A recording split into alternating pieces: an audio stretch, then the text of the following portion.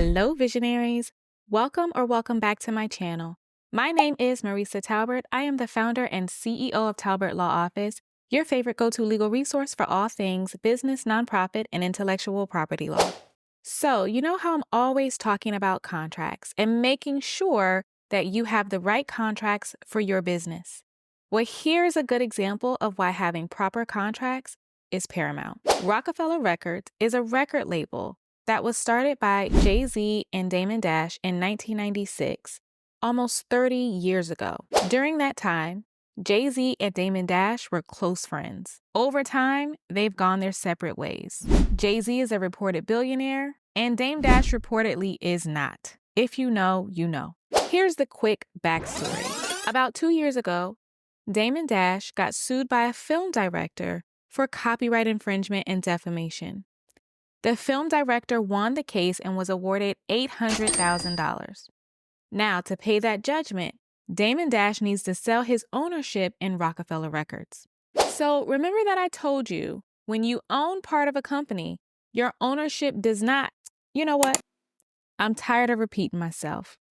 Listen to the clip. People come and go from employment and businesses all the time. If someone leaves your company, even if it's a co-founder, by default, that stock is now property that leaves with them. As a stock owner, that individual or entity can choose to keep their stock, they can sell their stock, or they can transfer their stock to a third party, such as their child, such as a spouse, or some other company. Now that new person that either bought or inherited those shares is now an owner of your company, unless you have restrictions outlined in your shareholders agreement. So your shareholder may state that if someone leaves the company under unfavorable circumstances, then the company has a right to automatically buy those shares back. Your shareholders agreement may state that no shares can be sold to a third party without the company's consent. Or your shareholders agreement may state that any person who owns shares can only sell their shares to other shareholders within the company. These are decisions that directly affect you as a business owner, and it is why I'm so adamant about not skipping over your contracts or your corporate formalities. So in this recent article published by TMZ, it reports that Roc-A-Fella Records will be auctioned off at the end of this month. It also states that the label's only real asset is Jay-Z's 1996 album, Reasonable Doubt, and that Roc-A-Fella Records owns the copyright to that album. So before Dash sells his ownership, he was trying to include the value of the copyright to Jay-Z's Reasonable Doubt album in the overall value of Roc-A-Fella Records. You following me? If Dash can include the copyright in the value, it makes Roc-A-Fella Records more valuable overall, which means that he can sell his ownership for more money. Okay, but here's the slick part. Jay-Z's attorneys have now filed notice that those rights will revert back to Jay-Z in 2031. Now, what does that mean? See, I tried to tell you. Roll the clip. Sometimes it's really hard to know how valuable your creative genius will be in the future. And that puts creators at a huge disadvantage when they're negotiating deals. But I got something for you. And it's called copyright termination rights. So when you federally register a copyright, that copyright lasts for the life of the author plus 70 years. Except for this clause in the Copyright Act. Aha! Aha! This clause allows a creator to terminate the rights that they have granted away after 35 years.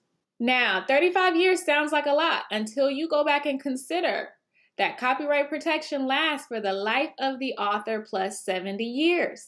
So what that means is that Jay-Z granted his copyright to Roc-A-Fella Records in 1996. And in 2031, after 35 years, the copyright will revert back to Jay-Z.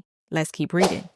It says, this legal move isn't about revenge. It's just business. The rights would have gone back to Jay-Z 35 years after the record was released anyway. His lawyers have just filed the paperwork to make it official. So, what this means is that whoever ends up winning Dame's shares at a minimum bid of $1.2 million, they will enjoy 1/3 of all reasonable doubt revenues, but only for about the next 6 years and change. Then it's all Jay-Z's. You see how I tell you about this stuff, but y'all don't listen to me? So here's the final judgment from the court regarding the case of Roc-A-Fella Records versus Damon Dash.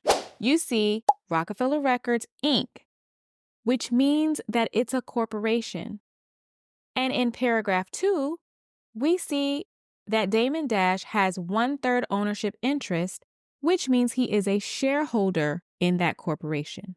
So let's talk about why you need a shareholders agreement. The last governing document that I will discuss is the shareholders agreement. Most states do not require a shareholders agreement, but that does not mean that you don't have to have one, especially when you have multiple owners in a privately held corporation. In a corporation, the shareholders agreement plays the same role of an operating agreement to an LLC or a partnership agreement to a partnership. A shareholders agreement is just an arrangement among the corporate owners that describes the shareholders' rights and responsibilities and documents how the shareholders interact with each other. This agreement can include, but is not limited to, how shareholders can transfer ownership in the corporation, who they can transfer ownership to. For example, let's say it's a family starting a C Corp as a family business. The shareholders agreement could explicitly limit other shareholders from transferring their ownership interest to third parties who are not family. The agreement will discuss how many and the type of shares each shareholder owns,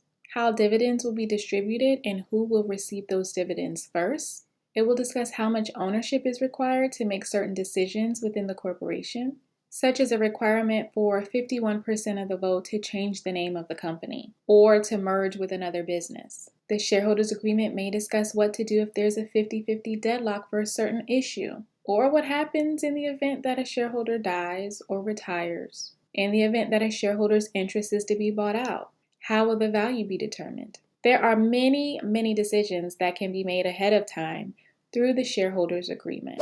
Did you hear me?